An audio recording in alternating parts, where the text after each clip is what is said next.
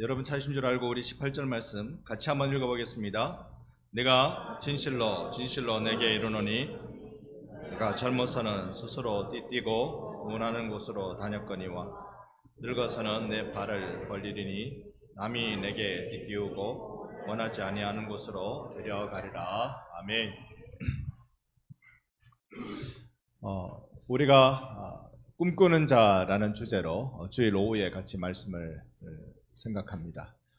꿈꾸는 자라는 주제이기 때문에요. 어떻게 하겠습니까? 여러분 꿈꾸셔도 제가 그냥 설교 주제대로 하고 계시는가 보다 생각을 하고 있겠습니다. 오늘은 이제 이때까지 우리가 신약 성경, 구약 성경은 다 우리가 봐왔고 신약 성경의 흐름을 같이 따라가고 있거든요.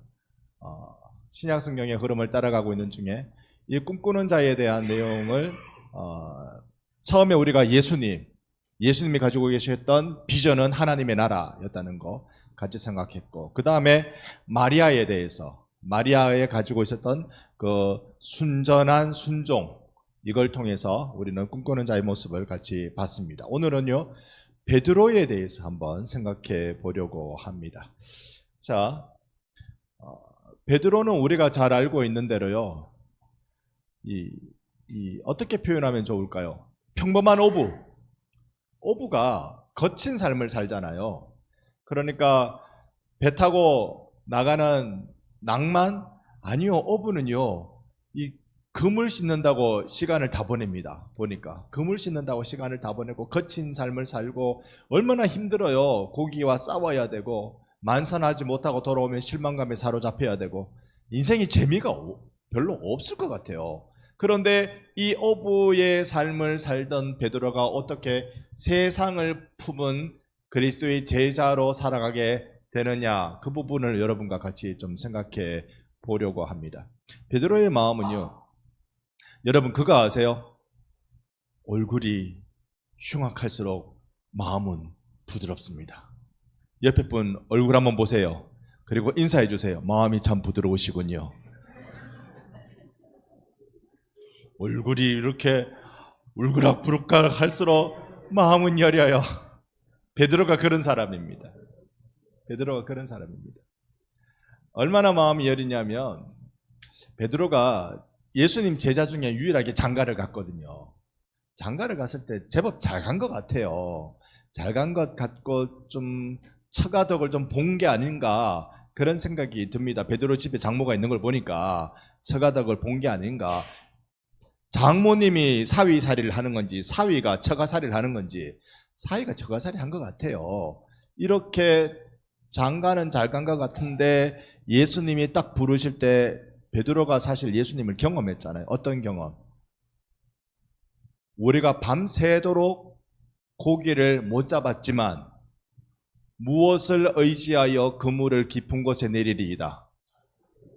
자, 베드로가 딱 경험한 게 예수님 말씀대로 하면 인생 된다.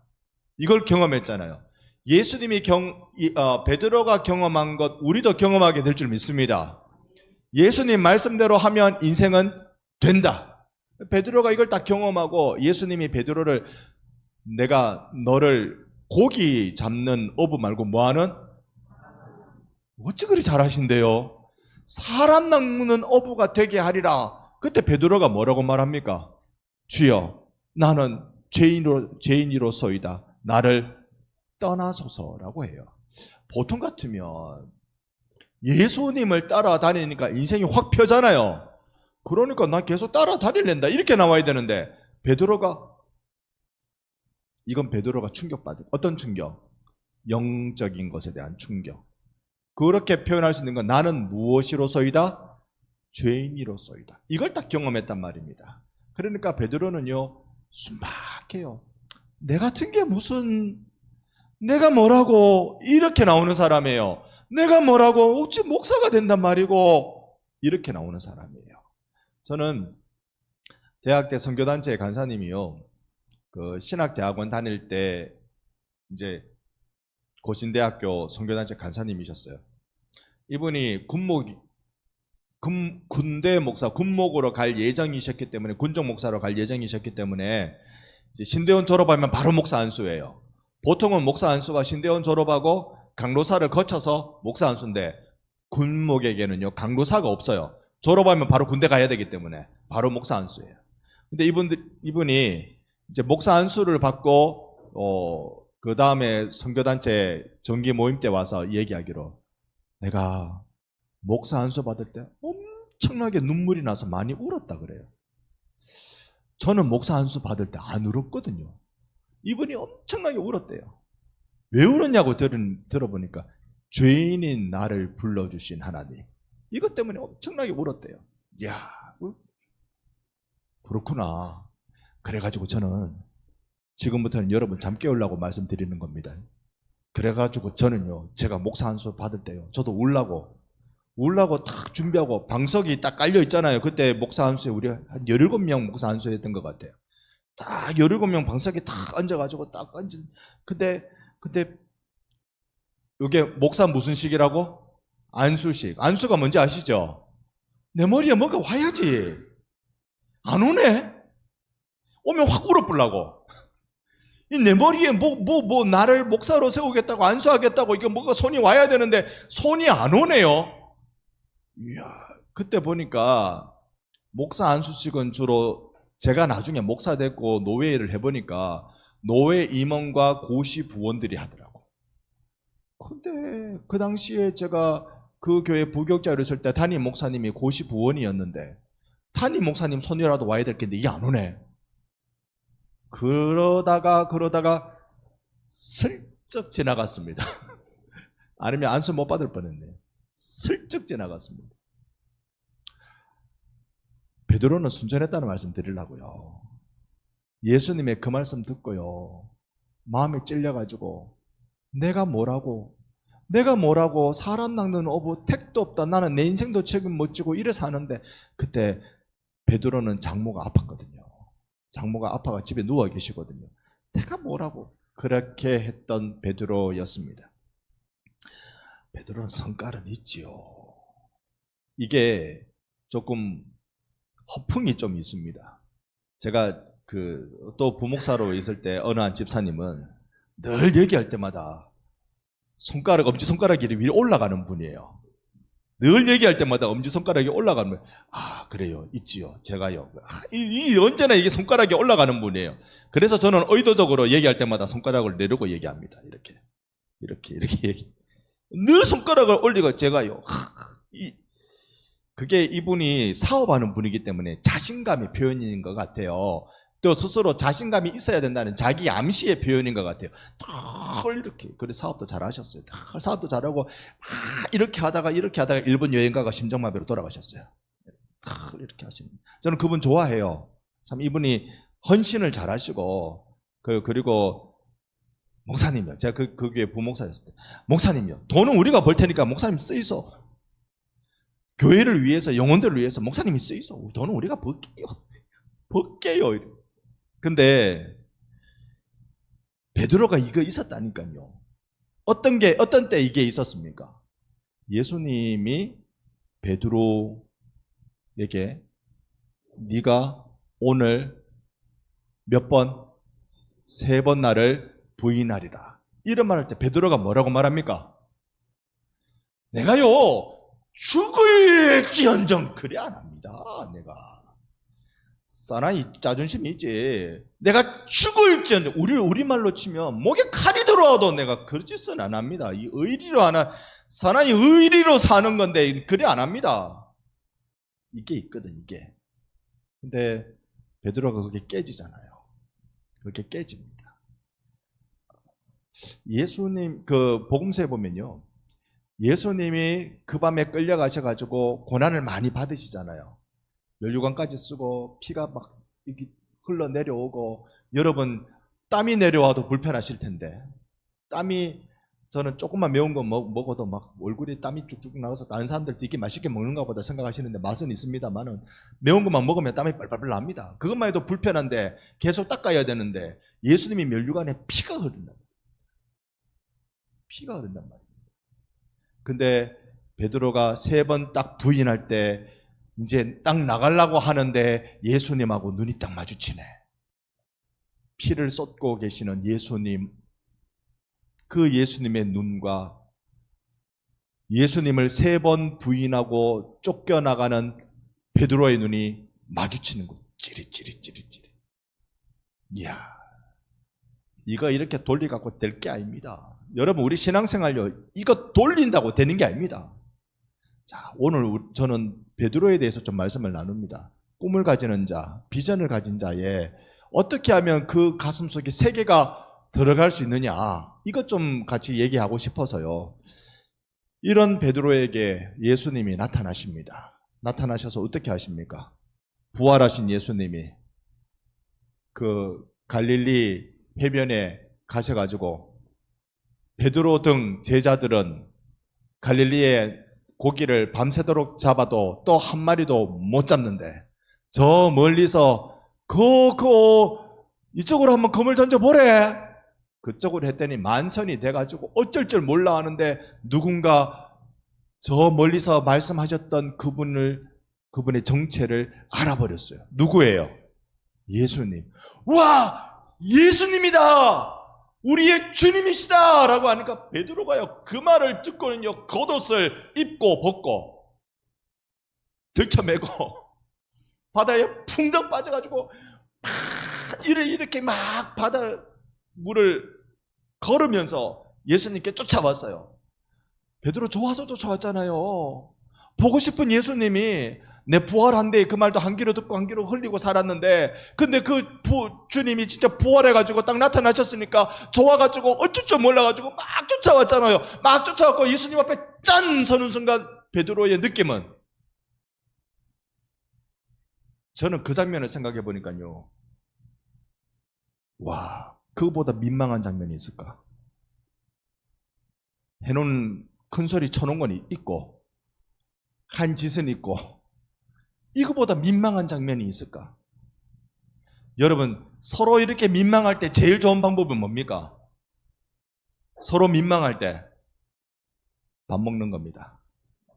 예수님이 그럴 줄 알고 조반을 다 준비해 놓으시고 한 입 우리 묵고 얘기하자.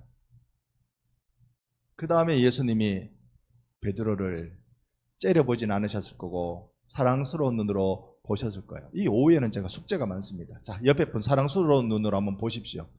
사랑스러운 눈입니다. 잠스러운 눈 말고 사랑스러운 눈으로. 그리고 한번 옆에 분께 인사하십시오. 예수님을 사랑하십니까?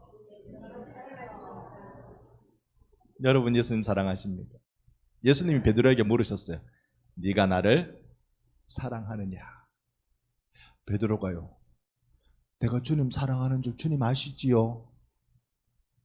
예수님 하신 말씀이 내 양을 먹이라, 치라, 먹이라 3번 하시잖아요. 근데 3번째 딱 물을 때 베드로가 그 2번째는 예수님, 내가 예수님 사랑하는 줄 예수님이 아시지요? 이렇게 해놔놓고 3번째 딱 물으니까 오주여 당신이 아십니다. 뭐 그러고 넘어가요. 무겁잖아요, 마음이. 물론 요걸 헬라어로 묻기로는요, 헬라어로 묻기로는 처음에 2번 질문은 형제애를 물어요.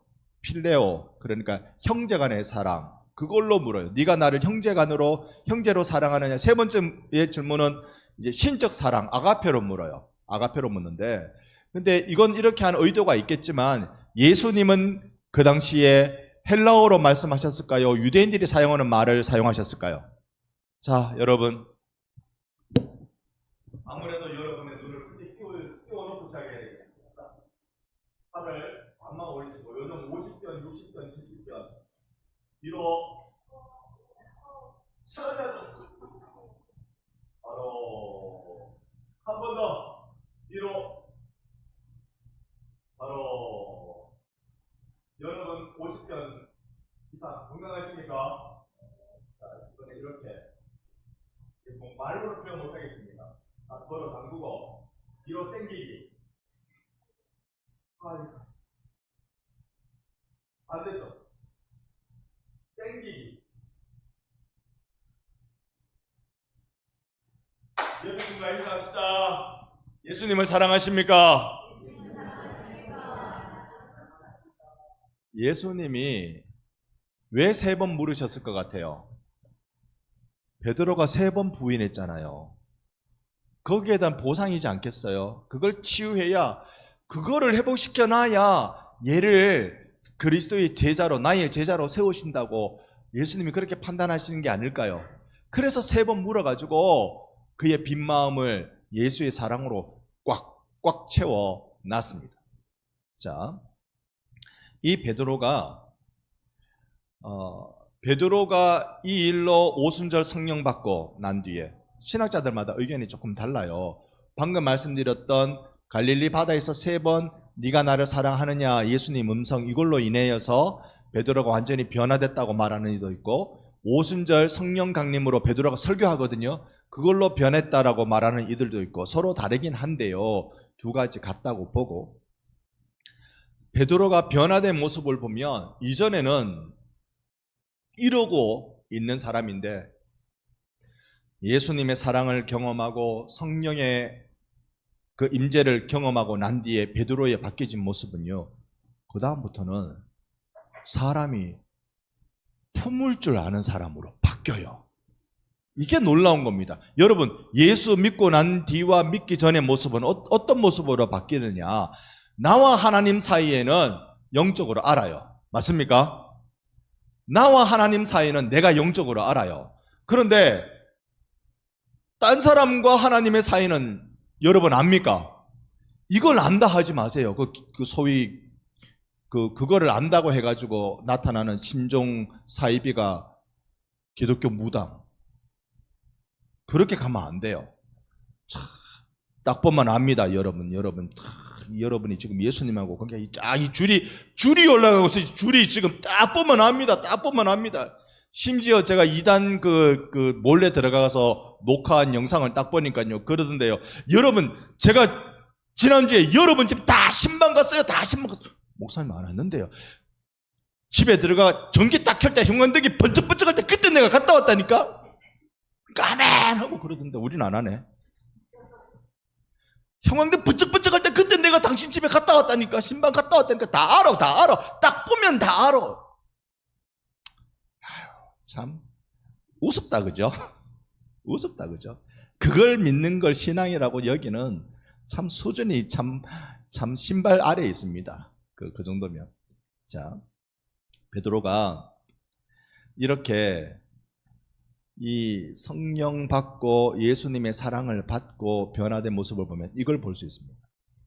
신약 교회에, 예루살렘 교회에 전부 다 성령 충만하고 그렇습니다.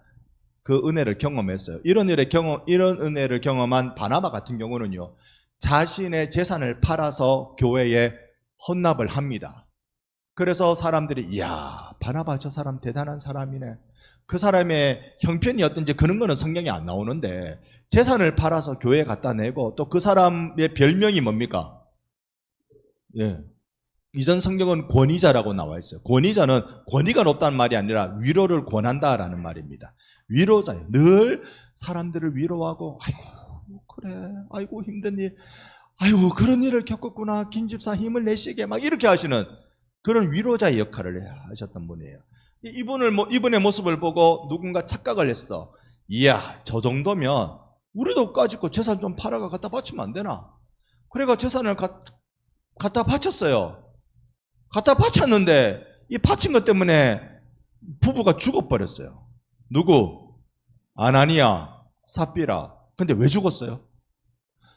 다 안 갖다 바쳐서 죽었어요. 그 보면은 이만큼 팔아가지고 요만큼은 놔두고 요만큼만 갖다 바쳤다 그러니까 다 안 갖다 바쳐서 죽었을까요? 아니요. 거짓말했거든. 교회가 처음 세워질 때 얼마나 선명한 하나님 앞에의 정직성을 가져야 되는데 그걸 깨트린 거예요. 여러분, 내가 하나님께 100만 원 헌금해야지 생각하다가 100만 원을 은행에서 딱 찾았어요. 근데 생각해 보니까 갑자기 50만 원 쓸 때가 생겼어. 그래가지고 50만 원만 헌금 딱 했어요. 칭찬받을 일이에요? 죽을 일이에요?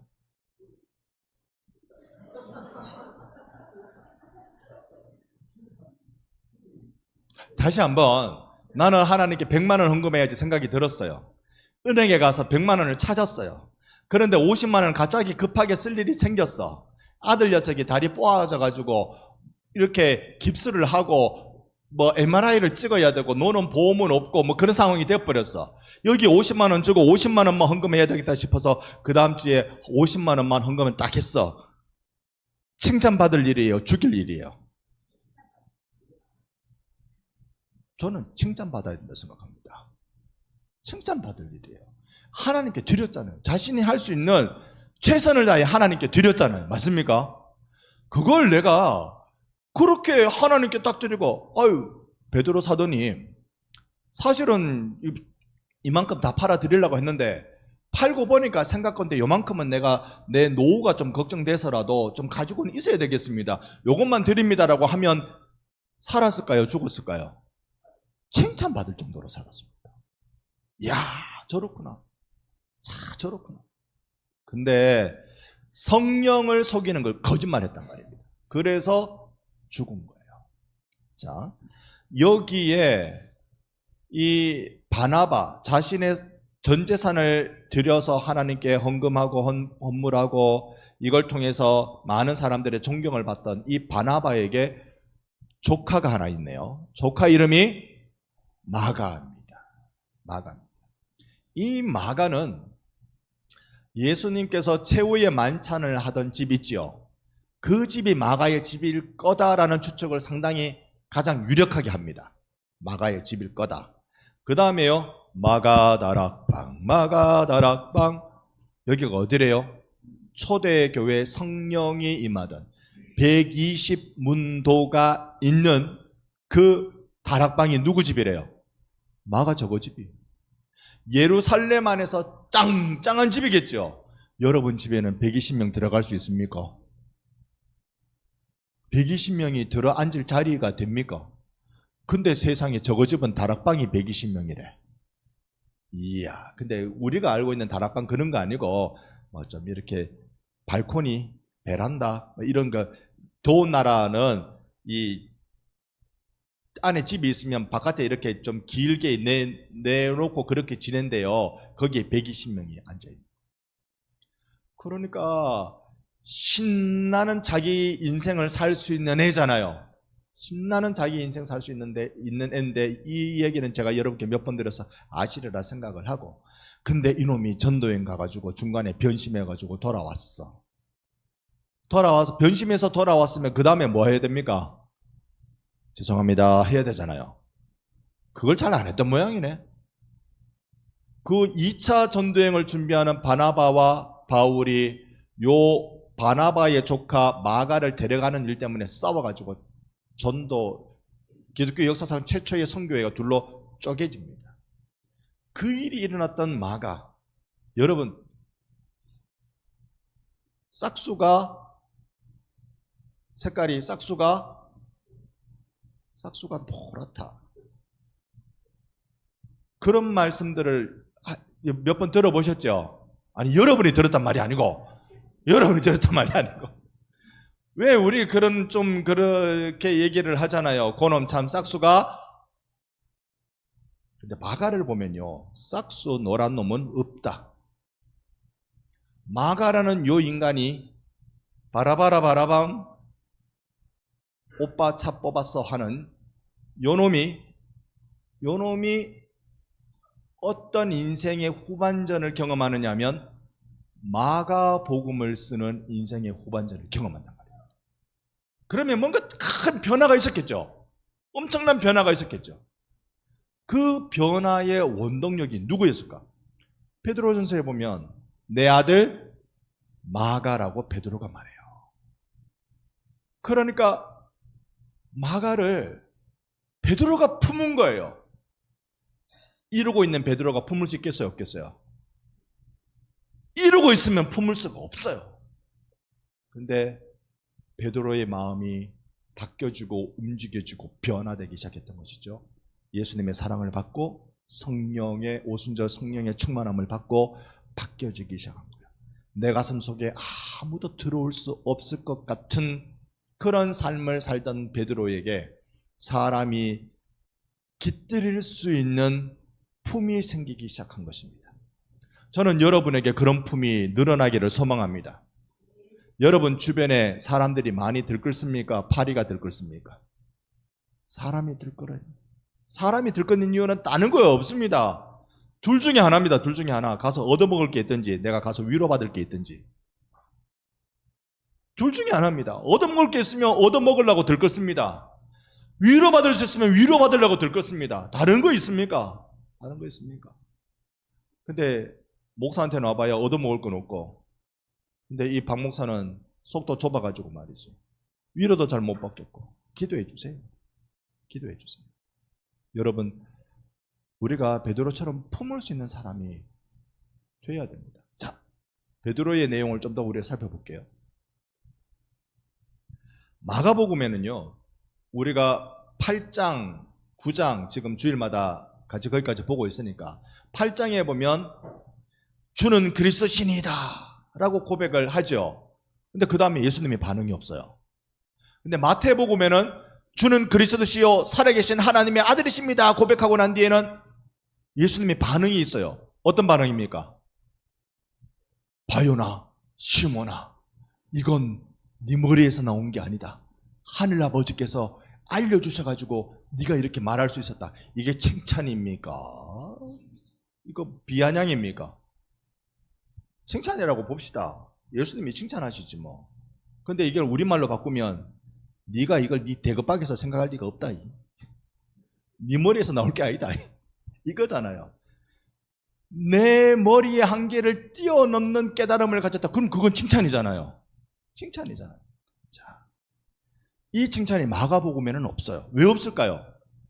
마가가 마가복음을 기록할 당시에 마가는 예수님을 본 적이 있었을 흔적도 조금 있습니다. 최후의 만찬 때 저거 집에 웬 낯선 사람이 와가지고 최후의 만찬, 6월절 만찬 한다고 딱 상 차리고 이럴 때 옆에서 봤을 수는 있어요. 그러나 예수님으로부터 미주알, 고주알 다 복음을 듣는 일은 없었습니다. 그러면 이렇게 상세하게 마가복음을 기록하게 된 이유, 사복음서 중에요, 대부분 신약학자들이 마가복음이 제일 먼저 기록됐다고 봐요. 그만큼 마가복음을 다른 복음서 기자들이 참고해서 기록했다라고 그렇게 봅니다. 그만큼 소위 원시적 복음을 잘 그려낸 마가가 여기 그토록 복음을 꼼꼼하게, 그리고 아주 스토리 전개가, 사건 전개가 빨리빨리 지나가는 흥미진진한 마가복음을 기록하는데 왜 베드로를 향한 예수님의 칭찬을 빼먹었을까요? 이유가 여러분 상상이 되십니까? 베드로가 안 알려줬으니까 그렇지. 자기의 영적 아버지 베드로가. 마가는요, 복음에 대한 이야기를 베드로 설교를 통해서 들었을 거 아니에요. 베드로 따라다니면서 베드로가 이 교회 가서 이 설교하고 저 교회 가서 저 설교하고 막 하니까 그걸 열심히 기억해뒀다가 그걸 기록한 게 마가복음이니까 베드로가 설명을 안 한 거예요. 왜요? 이거 빼는 거예요. 이게 그 고신의 변정길 교수의 책에 보면 이게 이 말이 나옵니다. 이거 빼는 거예요. 이거.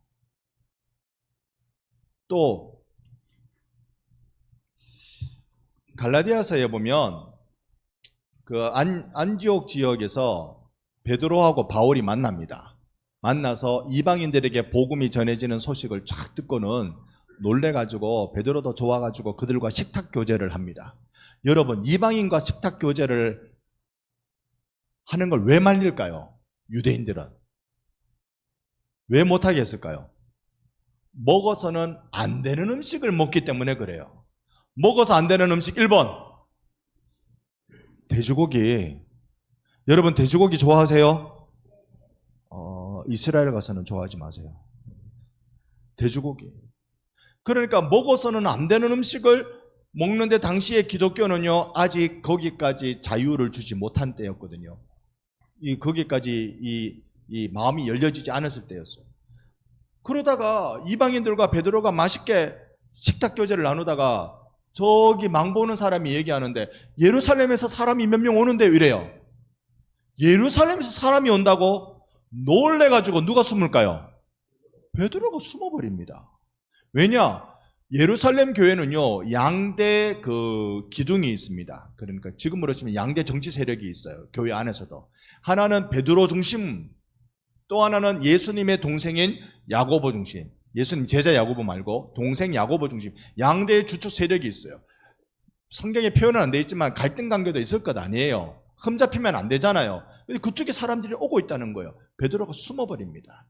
이 숨는 것 때문에 바나바도 타격을 받고 자기도 이런 건 안 해야 되는가 보다라고 같이 숨어버립니다. 외식을 하게 되는 거죠. 자, 그렇게 해서 끝나면 되는데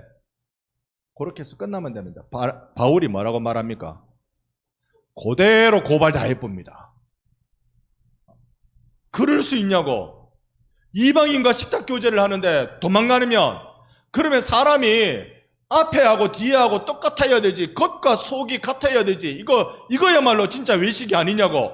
쥐가 유대인 전통이 중요하다 그러면 끝까지 유대인 전통을 지켜야 되지. 아니면 이방인과 교제하는 게 괜찮다 그러면 끝까지 이방인하고 교제하는 게 괜찮아야 되지. 여기선 이렇고 저기선 저렇고 그게 옳으냐고.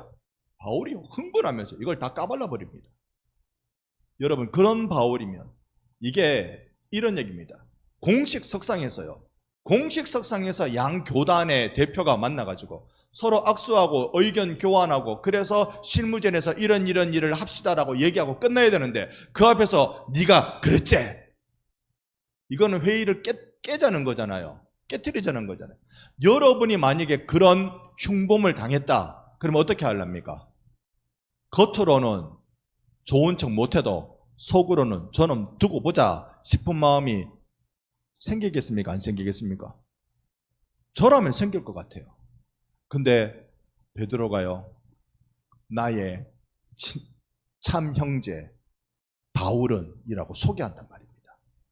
베드로의 마음을 아시겠어요? 이 포용력, 이 받아주는 마음. 저는 시간이 많이 가서 다음 코너는 넘어가야 되겠습니다. 저는 간절히 바라는 것 하나 있습니다. 교회 오면요, 언제 교회 새가족이 정착을 잘하고 언제 새가족이 정착을 못할까요? 교회당 예쁜 거, 점심 맛있는 거, 그거는 좀 효과가 있는 것 같아요. 어떤 거죠? 나에게 친절을 베풀어주는 사람 만나면 그 새가족 정착 잘하고요. 나를 흉보는 사람 만나면 그 새가족 떠납니다. 맞습니까? 우리 교회는 새가족 정착을 잘하는 교회입니까? 떠나는 교회입니까? 여러분의 마음이 넓으니까 새가족 정착률이 높죠. 새가족이 잘 안 와서 그렇지. 정착률이 높습니다. 저는 우리 교회가 진짜 신앙생활이 무엇인지에 대한 고민을 한번 하면 좋겠어요. 비전을 가지고 있는 사람이라는 게 어떤 사람일까? 꿈을 꾸고 있는 사람이라는 게 어떤 사람일까? 품는 사람인가? 내치는 사람인가? 내 마음의 생각이 입에 말로 나오잖아요. 마음의 생각이 입에 말로 나올 때 이게 품는 말이 많이 나오는가, 내치는 말이 많이 나오는가, 그거 한번 들여다보면 좋겠어요. 꿈꾸는 사람이란, 비전을 가지고 있는 사람이란, 그것은 세계를 품고 있는 사람이란, 그것은 그 마음 안에 그만큼 품을 수 있는 그릇과 나무의 크기가 될 때 그러한 것 같아요. 여러분, 우리 반성교회 여러분과 제가 세상을 품는 사람 될 수 있기를 소망합니다. 한번 해봅시다. 옆에 분께 다시 한번 인사합시다. 우리 한번 품어봅시다. 옆 사람 꼭 안을 수 있으면 한번 안아주기도 한번 해주십시다. 우리 한번 품어봅시다. 어떤 거요? 세상을 품어보자고요. 많은 사람들을 사랑하고 섬길 수 있는 그 자리로 함께 나가는 우리 반성교회 여러분 다 되어주시기를 예수님 이름으로 축원합니다. 아멘.